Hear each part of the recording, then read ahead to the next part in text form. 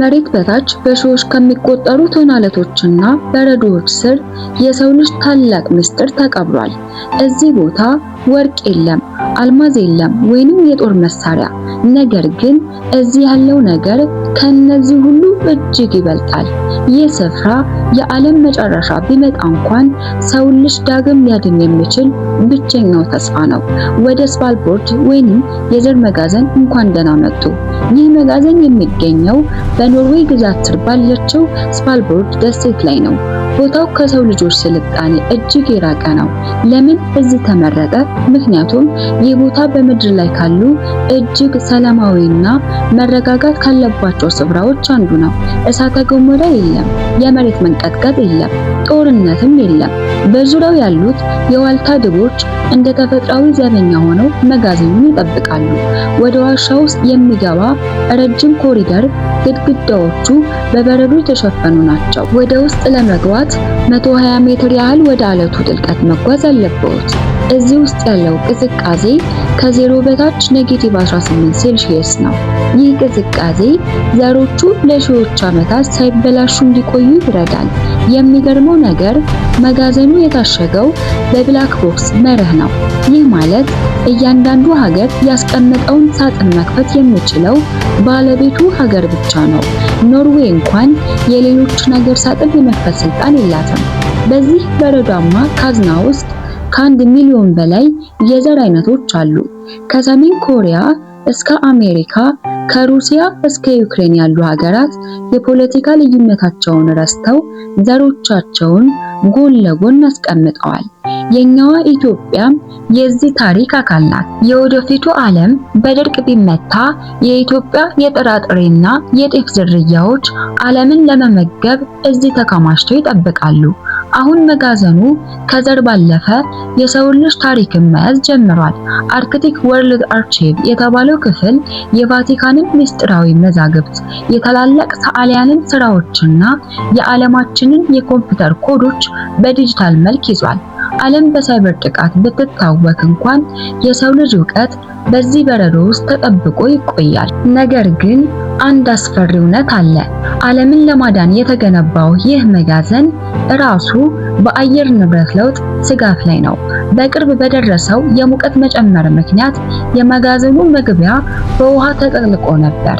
ይህ ለሁላችንም የተሰጠ ማስጠንቀቂያ ነው። መጋዘኑ የሰው ልጅ ከጥንት ጥፋት ሊታደገው ይችላል። ነገር ግን እውነተኛው ጥበቃ መጀመር ያለበት ከኛ ውጭ ነው።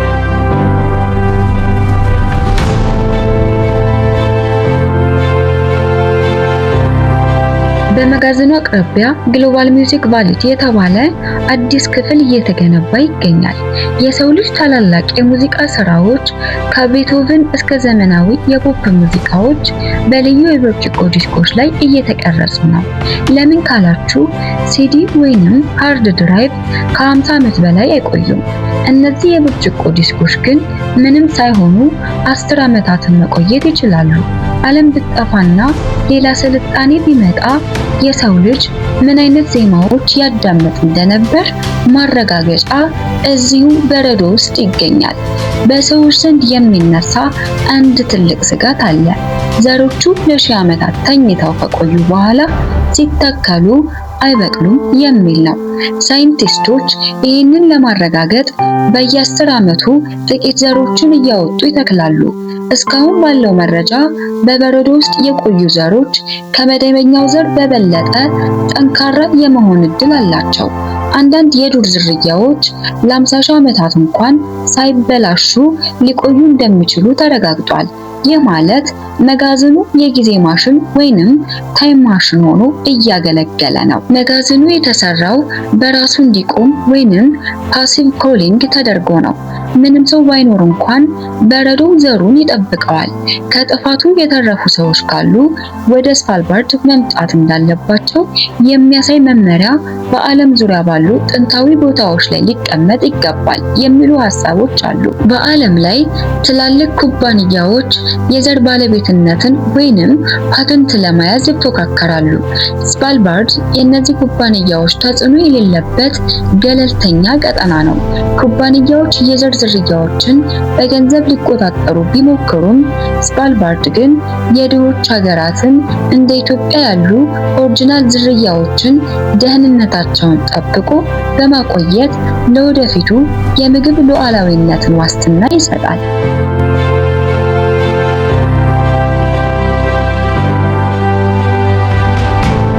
ሌላኛው የሚገርመው ነገር ዘሮቹ እንዴት ኖርዌይ እንደሚደርሱ የሚታወቅበት ሂደት በጣም የሚገርም ነው።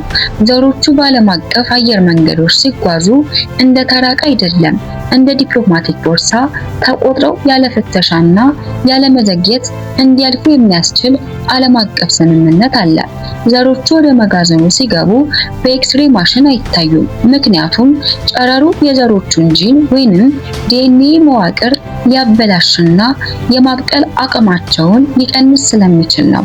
የጥበቃ ፍተሻው የሚደረገው በልዩ የሽታ ሴንሰሮችና በእጅ ነው። መጋዘኑ ውስጥ የሰው ልጅ ለረጅም ጊዜ መቆየት አይችልም፣ ምክንያቱም በቅዝቃዜውና በኦክስጅን እጥረት ምክንያት ነው። አሁን ላይ በመጋዘን ውስጥ ያሉ ዘሮች ያሉበትን የሙቀት መጠንና እርጥበት የሚቆጣጠሩት እጅግ ረቂቅ የሆኑ አርቲፊሻል ኢንተለጀንስ ሶፍትዌሮች ናቸው። ወደፊት የሰው ልጅ ወደ ስፍራው መጓዝ የማይችልበት ሁኔታ ቢፈጠር፣ ለምሳሌ በወረርሽኝ ወይንም በጨረር ምክንያት ዘሮቹን አውጥተው ለተረፉ ሰዎች የሚያቀብሉ ሮቦቶችን የመመደብ ጥናት እየተካሄደ ይገኛል።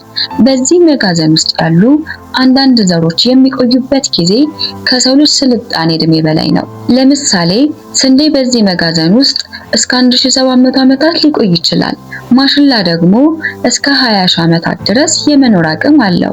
ዛሬ እኛ የምናስቀምጠው ዘር ከሺህ ዓመታት በኋላ የሚመጡ የሰው ዘሮች ወይንም ሌላ ስልጣኔ እንደ አዲስ ግብርናን እንዲጀምሩ የሚያስችል ጥሬ ዕቃ ነው። ይህ መጋዘን ለዛሬው ትውልድ ሳይሆን ለሩቅ የወደፊት ትውልዶች የተሰጠ ስጦታ ነው። ብዙዎች መጋዘኑን የእጽዋት ብቻ ይመስላቸዋል፣ ነገር ግን ለግብርና ጠቃሚ የሆኑ ጥሩ ባክቴሪያዎችና ፈንገሶች እዚያው ተቀብረው ይገኛሉ። አፈር ለም እንዲሆን የሚያደርጉት ጥቃቅን ነፍሳትና ባክቴሪያዎች በዓለም ላይ ቢጠፉ ዘሩ ብቻውን ቢታከል ሊበቅል አይችልም። ሳይንቲስቶች የዘሩን የቅርብ ጓደኞች ሶይል ማይክሮባዮምስ አብረው ቀብረዋል። ይህ ማለት መጋዘኑ የዘር ባንክ ብቻ ሳይሆን ሙሉ የአፈር ሕይወት ባንክ ኢኮሲስተም ኢን ኤ ቦክስ ነው ማለት ነው።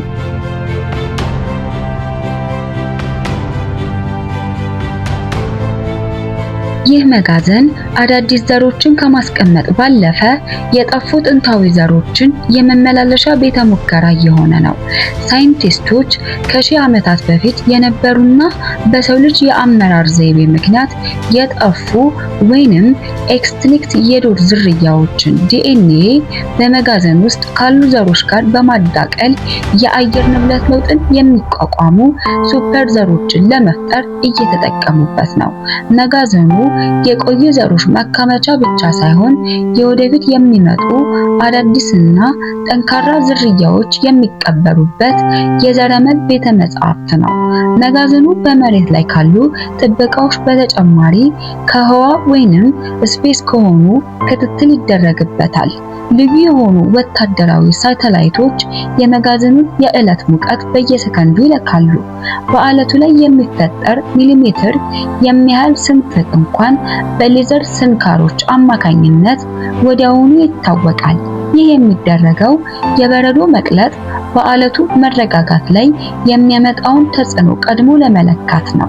ምንም እንኳን መጋዘኑ የሰላም ቀጠና ቢባልም በስተጀርባ ግን ትልቅ ፖለቲካዊ ውጥረት አለው።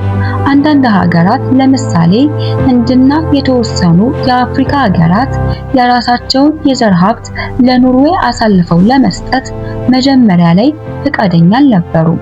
ምዕራባውያን የዘረመል ሀብታችንን ሊሰርቁብን ይችላሉ የሚል ስጋት ነበረባቸው። ይህንን ስጋት ለመቅረፍ መጋዘኑ በኖርዌይ መንግስት በኖርዲክ የዘር ባንክና በክሮፕ ትረስት በተባለ ዓለም አቀፍ ተቋም በጋራ እንዲመራ ተደርጓል። ይህም መጋዘኑ የየትኛውም ሀገር የግል ንብረት እንዳይሆን አድርጎታል። ዘሮቹ ካሉበት ዋሻ አጠገብ ፒክል በተባለ የኖርዌይ ኩባንያ የሚመራ ሌላ ዋሻ አለ። እዚህ ውስጥ መረጃዎች የሚቀመጡት በዲጂታል ሳይሆን በልዩ የፎቶግራፊ ፊልም ላይ ተቀይረው ነው። ኮምፒውተሮች ቢጠፉ ወይንም ኢንተርኔት ባይኖር እንኳን እነዚህ መረጃዎችን ለማንበብ የሚያስፈልገው መነጽርና ብርሃን ብቻ ነው። የሰው ልጅ ዕውቀት በሙሉ በፊልም ተቀይሮ እዚህ ተቀምጧል። ይህ ማለት ዓለም ወደ ድንጋይ ዘመን ብትመለስ እንኳን ዕውቀቱን በቀላሉ ማግኘት ይችላሉ።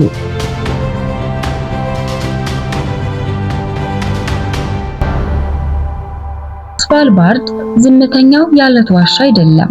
እርሱ የሰው ልጅ ለራሱ ሕልውና የገባው የመጨረሻ ቃል ኪዳን ነው። እዚያ ውስጥ ያሉት ዘሮችና መረጃዎች ነገ ለኛ ባያስፈልጉን እንኳን ከኛ በኋላ ለሚመጣውና ለሚቸገረው ትውልድ ትልቅ ብርሃን ይሆናሉ። ምናልባትም የሰው ልጅ ታሪክ የሚለካው በገነባው ከተማ ሳይሆን ለክፉ ቀን ደብቆ ባስቀመጠው በዚህ የህይወት ዘር ሊሆን ይችላል። በዓለም ላይ ትላልቅ ኩባንያዎች የዘር ባለቤትነትን ወይንም ፓተንት ለመያዝ ይፎካከራሉ። ስቫልባርድ የእነዚህ ኩባንያዎች ተጽዕኖ የሌለበት ገለልተኛ ቀጠና ነው። ኩባንያዎች የዘር ዝርያዎችን በገንዘብ ሊቆጣጠሩ ቢሞክሩም ስቫልባርድ ግን የድሆች ሀገራትን እንደ ኢትዮጵያ ያሉ ኦሪጂናል ዝርያዎችን ደህንነታቸውን ጠብቆ በማቆየት ለወደፊቱ የምግብ ሉዓላዊነትን ዋስትና ይሰጣል። ይህ መጋዘን ለ20 ዓመታት እንዲቆይ ተደርጎ ነው የተሰራው።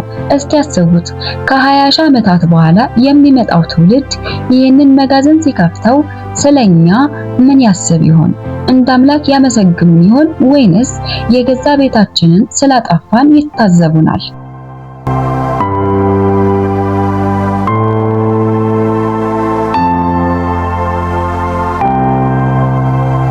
ውድ የጮቄ ቶክ ሚዲያ ቤተሰቦች የዛሬው ቅኝታችን ይህንን ይመስላል። አብራችሁን ስለቆያችሁ እናመሰግናለን።